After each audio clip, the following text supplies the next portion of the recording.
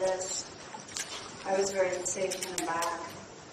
And it's the way a magician does a trick. They cast an illusion over here, so you can do the magic in the shadows.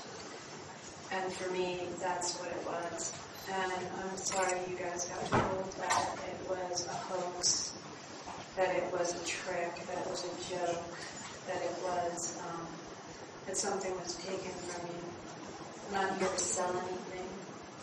What I'm here to sell is, if I was selling something, is that the truth and the mere fiction. That what I would hope is that you will let this be what it is, that the felt authenticity that you felt of this work will live in your spirit. You were not lied to. And you either know that or...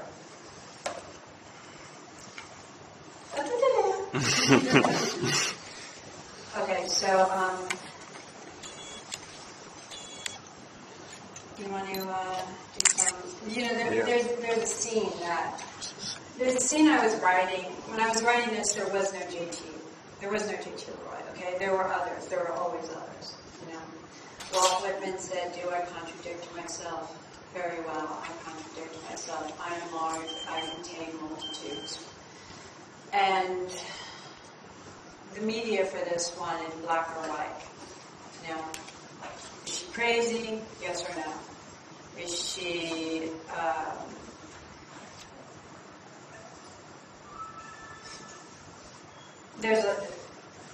it's complex. And I would not apologize for what kept me alive. Oscar Wilde said, give a man a mask and he'll tell you the truth. I needed a bodysuit. And for me, J.T. Leroy was asbestos gloves to handle material that I could not otherwise handle. I wrote about these things that were emotional obsessions for me, that were, I had no choice, and I couldn't allow myself to, it couldn't come from me.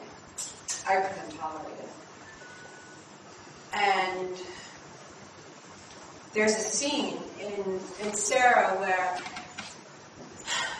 when I wrote Sarah, I was watching a movie. I'd just given birth to my son, and it was like being possessed. And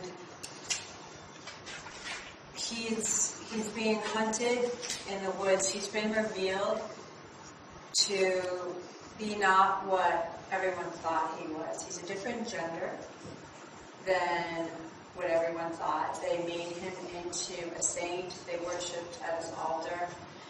And he's naked in the woods, now being exposed as a fraud. They're chasing him, calling for his head. But what's once held up is now to be destroyed. And they're hunting him. And he's in the woods naked. And while I'm writing this, I was crying because I knew I was writing the future. And I knew there was nothing I could do to stop it. I knew that I was watching something that was unfolding and would unfold. And I will never forget that experience of who comes to him and says, well, you knew the truth. What the fuck were you thinking? You knew the truth. And he said, I never meant for any of this to happen. And when I go back, when we were reading some of this, there were so many lines in there where I'm just like, wow, it's all right there. Everything, what amazes me is how much everything that has gone down, it's all there. It's really kind of fucking spooky. So, what I'd like to do is read a little bit. I mean, what I really liked about JT was not static, right? Not static, did I use it right? Okay. It was like when you think of like David Sedaris, you always hear his voice. JT, with everyone got a chance to try and be JT. There were famous people, there were not famous people. Everybody got a chance. It was a felt sense of community that you can join into. And I really like that it wasn't a fixed voice. Anyone could be wigs and sunglasses. And so I like to keep that going as that felt sense of community with the voice.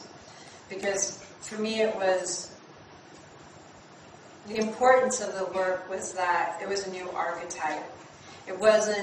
These weren't misery books, these weren't abuse books. It was talking about a mischievous, knowing, hurt child, but in a new way, and asking you to have a generosity of spirit to the abusive parent, because 99% of the times that abusive parent was the abused child that grew up without intervention. Now, why did I write about this shit? Maybe I'm just some fucking pervert. Maybe I was bored. I'm a bored housewife. Let's see. I'm bored at home and I'm thinking, I want to meet Madonna. How should I meet Madonna? I'm going to these soccer games and, what's the fastest way? And I want to get my boyfriend's band famous. So I know a 12-year-old truck stop prostitute from West Virginia. That's...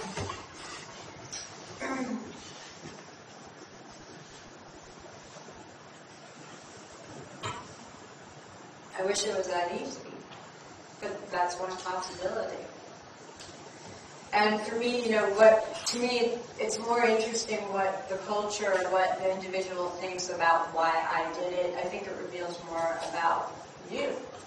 And it reveals more about your obsessions and about your themes than it ever is the truth for me.